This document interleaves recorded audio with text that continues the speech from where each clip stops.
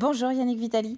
Bonjour. Vous êtes à la tête des MFR de Vendée, les MFR de Vendée. Alors on va revenir un petit peu sur leur présentation, même si c'est quand même quelque chose qui parle à beaucoup de monde aujourd'hui. Mais avant tout, comment se porte votre secteur en cette rentrée 2022 ? On va dire que c'est une très bonne année. C'est une très bonne rentrée. C'est la troisième bonne rentrée, puisqu'il y a une progression des effectifs dans l'ensemble des maisons familiales. 300 élèves en plus, et ça fait 1000 élèves en plus en 3 ans, seulement sur les 26 maisons familiales de Vendée. Ça veut dire qu'au cours des 3 dernières années, vous avez vu vos effectifs progressivement augmenter ? Oui, complètement. Alors, principalement en apprentissage, sur le contrat d'apprentissage, c'est quasiment plus de 300 apprentis en plus tous les ans, et sur un grand nombre de secteurs professionnels.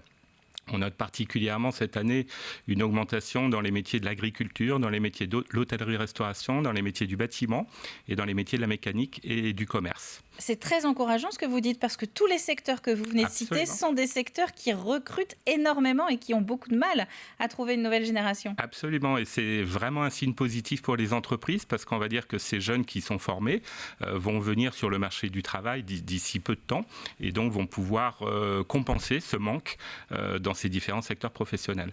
Alors, ça veut dire quoi ? Ça veut dire que les entreprises sont plus disposées aussi à prendre sous leur aile un jeune qui veut étudier en alternance, par exemple, dans leur secteur ? Vous avez complètement raison. Il y a plusieurs phénomènes. En effet, celui-ci, les entreprises sont prédisposées à prendre des jeunes en apprentissage et en alternance, parce que c'est un véritable enjeu, le recrutement. Et donc, ça s'anticipe et les entreprises sont sur cette voie-là. La deuxième explication, c'est qu'aujourd'hui, l'alternance est reconnue comme une voie d'excellence. Ce sont des formations qui vont de la 4e jusqu'à Bac+5. Et donc c'est vraiment une filière qui est porteuse d'espoir pour les jeunes et pour les familles, parce que c'est complètement reconnu et intégré aujourd'hui dans les différents systèmes.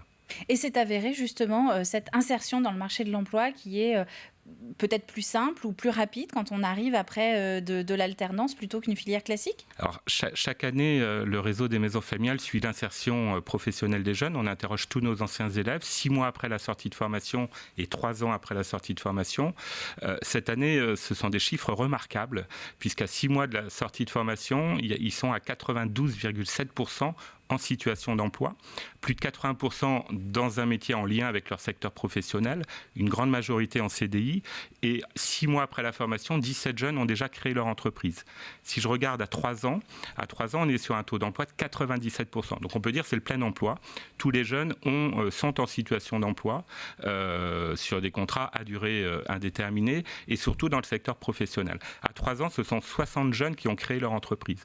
Donc on peut dire que l'alternance permet à ces jeunes de s'insérer professionnellement, mais aussi de s'insérer socialement dans le territoire vendéen. Et d'être finalement autonome aussi sur le marché du travail. Quand on crée sa boîte, il faut savoir un petit peu tout faire. Complètement. Et puis du fait que l'alternance aujourd'hui est un parcours, on peut commencer par un CAP, un bac pro, un BTS, un bac+3, un bac+5. Ce sont des jeunes qui arrivent sur le marché du travail, mais ils ont déjà plusieurs années d'expérience professionnelle, ils ont un vrai réseau professionnel, et donc l'insertion est extrêmement facilitée. Et est-ce que vous savez, ça ce sont les chiffres donc auprès de vos anciens, est-ce que vous savez si vos anciens justement ils restent également en Vendée, Oui. ou alors ils viennent se former ici pour aller exercer leur talent ailleurs ? Non, principalement. Alors ça va dépendre des métiers, c'est vrai. Mais pour plus de 80%, ce sont des jeunes vendéens qui sont formés en Vendée et qui ensuite restent en Vendée. On a quelques secteurs professionnels où la mobilité est beaucoup plus intéressante. Par exemple, les secteurs de la restauration, où là, dans le processus du parcours, l'expérience à l'international fait partie. Par contre, tous les jeunes en formation en maison familiale profitent d'un séjour de mobilité à l'international, font des stages à l'étranger également dans leur parcours de formation sous les dispositifs Erasmus. Donc même s'ils travaillent en Vendée, on leur amène cette ouverture à l'international qui est important et ça leur permet d'avoir une vision plus globale également et des expériences plurielles. La Vendée a toujours une place un petit peu à part justement concernant l'alternance et la prise en compte de cette filière. Ça a toujours été mis en avant. Aujourd'hui, donc, ça n'est plus approuvé. Est-ce que quand on se tourne un petit peu vers les voisins ou sur les autres départements français, on garde cette place un petit peu à part ou vraiment, dans notre j'allais dire chez nous, dans notre département, ça fait très chaud de dire ça, dans notre département, on a effectivement une attractivité pour l'alternance qui n'est pas la même, qui est plus forte qu'ailleurs. Oui. Alors, par exemple, la région des Pays de la Loire est la première région de France en nombre d'apprentis. Et si la région Pays de la Loire est la première région de France en nombre d'apprentis, c'est aussi grâce à la Vendée, puisqu'on a, en effet, on a un taux d'alternants important, très important sur le département. Par exemple, le nombre de maisons familiales, 27 maisons familiales en Vendée, c'est le département où il y a le plus de maisons familiales en France, et de très loin. Donc c'est historique. Un rôle moteur. Oui, complètement. Parmi les nouveautés, justement, des MFR, est-ce qu'il y a des nouvelles filières, des nouvelles tendances ? Alors, on a 2 nouvelles formations qui ouvrent à la rentrée. On a un CAP charpentier-bois à la maison familiale de Talmont-Saint-Hilaire et on a une formation pour devenir formateur pour adultes au CFP de Saint-Laurent-sur-Sèvre. Une nouveauté cette année, c'est qu'on met en place une formation de tuteur départementale, une formation qui va permettre aux maîtres d'apprentissage et aux maîtres de stage qui prennent pour la première fois un jeune en alternance d'avoir une formation, un accompagnement, donc une formation de 2 jours de sensibilisation dans un premier temps, et ensuite un parcours qui dure 10 jours, qui leur permet d'obtenir un certificat reconnu par le ministère du Travail de tuteur en entreprise, puisque l'enjeu aujourd'hui, c'est vraiment la réussite de l'accueil de ces jeunes dans l'entreprise pour qu'ils persévèrent dans le métier et pour qu'ils s'épanouissent dans le métier.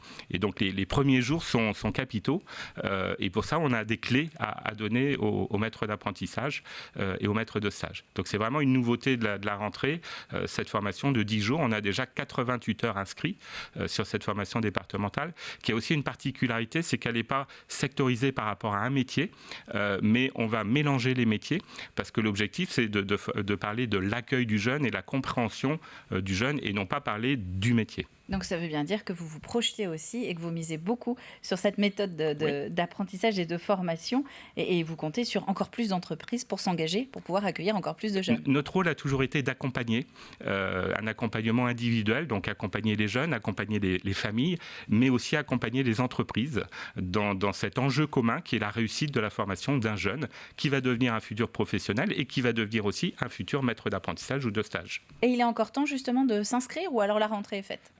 Alors, la rentrée est globalement faite, les établissements sont plutôt complets. Il peut rester à la marge quelques places, mais le processus pour s'inscrire en maison familiale, c'est un processus qui doit démarrer dès le mois de janvier. Nos premières portes ouvertes sont en janvier. L'année prochaine, c'est le 21 janvier, justement. Et c'est dès le mois de janvier qu'il faut commencer à prendre contact, puisqu'à partir du mois de juin, on va dire que la rentrée est faite en termes d'effectifs. Et on en profite peut-être pour rappeler également que les aides pour les entreprises ont été repoussées encore à nouveau. Tout à fait. Jusqu'au 31 décembre. Les aides exceptionnelles, qui sont plus exceptionnelles puisqu'elles durent depuis 3 ans, sont voilà, jusqu'au mois de décembre. Jusqu'au 31 décembre, voilà, c'est ça, exactement. Tout à fait. Yannick Vitali, merci à vous d'être venu parler de cette rentrée chez vous. Donc, vous êtes à la tête des MFR, des 27, on l'a dit, 27 MFR de Il y a aussi Vendée. Un autre événement, si je peux me permettre, sur l'alternance qui va avoir lieu prochainement. C'est le 26 et 27 novembre, puisqu'on va avoir Vendée Métiers. Vendée Métiers, c'est un salon, un forum de présentation de tous les métiers par apprentissage qui est organisé par 13 centres de formation vendéens. C'est au Vendespace et c'est vraiment un rendez-vous incontournable pour découvrir les métiers, pour découvrir les filières et pour découvrir l'apprentissage. Donc rendez-vous le 26 et 27 novembre au Vendespace. Et ensuite enchaîner sur vos portes ouvertes. Merci à vous.